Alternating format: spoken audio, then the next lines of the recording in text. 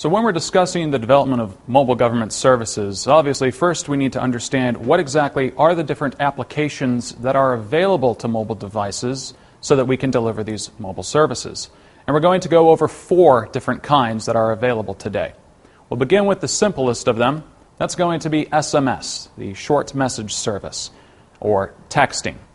This is very simple, and one of the significant advantages to it is that regardless of the mobile device, as long as it is connected to a cellular network, you can use this.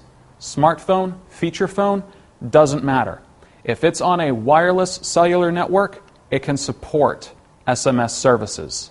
However, that is also one of the disadvantages of it.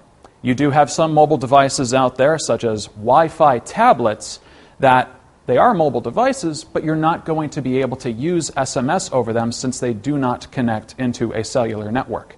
The good news for this, though, is that the number of tablets and devices that are not connecting to wireless networks, they're reducing as the cost of data through those cellular services is becoming more and more affordable.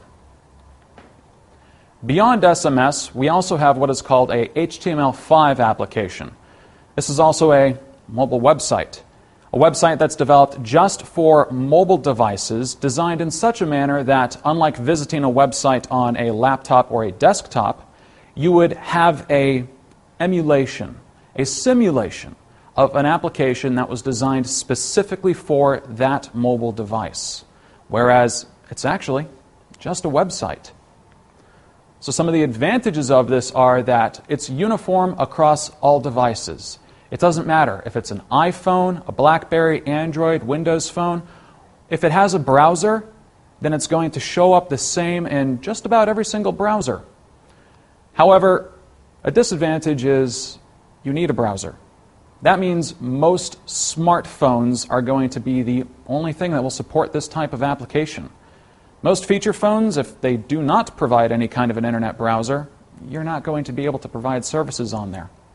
One of the other disadvantages is that every single piece of business logic that is processed through an HTML5 application, it's just about all done on the web server. So that means the more users you have connecting to your web service to access these services, well, that means more load is being processed by your server.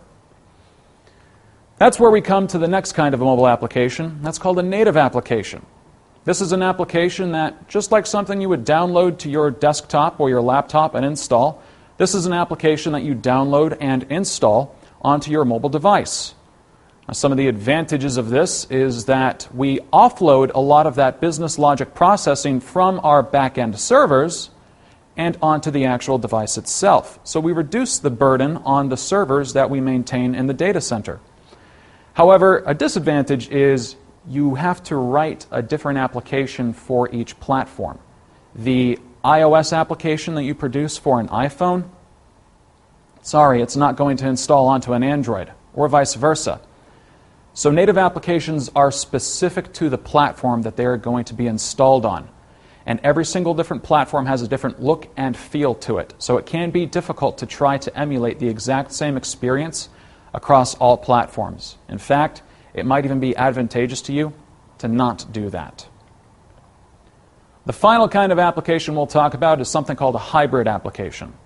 This is actually a combination of the native application and the HTML5 application. These two come together to create a hybrid app experience. Think of it as a native application wrapper that goes around your website.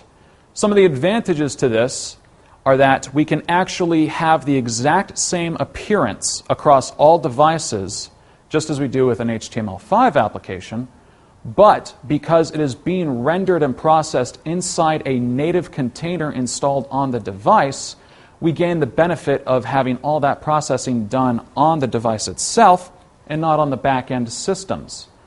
However, some of the disadvantages are usually any updates to a web server, what you would see inside that actual content, actually needs to coincide with any updates you might make to the native container. So now you're not developing for one end, you're developing for two. And you need to manage the collaboration between them so that one update does not cause another end to malfunction.